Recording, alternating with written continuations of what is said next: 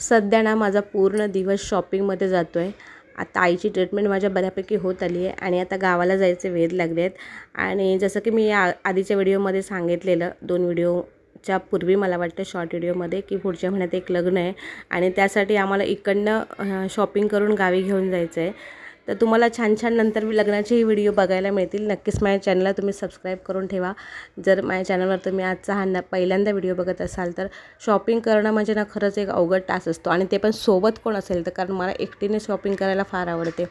आणि असं नाही आहे, माणसंही सोबत असतील तर आवडतात, पण मग ते खूप चॉईस करण्यामध्ये आणि मग इकडे तिकडे फिरण्यामध्ये खूप वेळ जातो. माझी मुलगी, माझी बहीण, तिची 2 मुलं, तिचा नवरा, असा बराच गोतावळा होता आम्ही शॉपिंग करताना.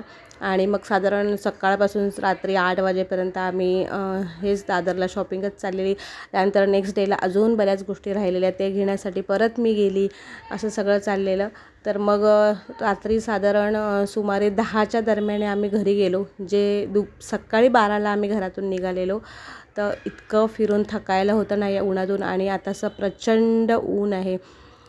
हे जे आम्ही कुर्ते बघतो आहे ना, तर दादरला कैलास लस्सीच्या बाजूला ईशला एक छान मस्त असं दुकान आहे.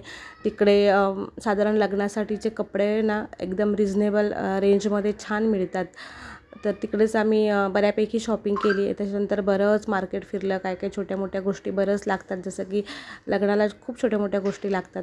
तुम्हाला माझे मिनी ब्लॉग बघायला आवडत असेल तर नक्कीच लाईक शेअर सबस्क्राईब करा.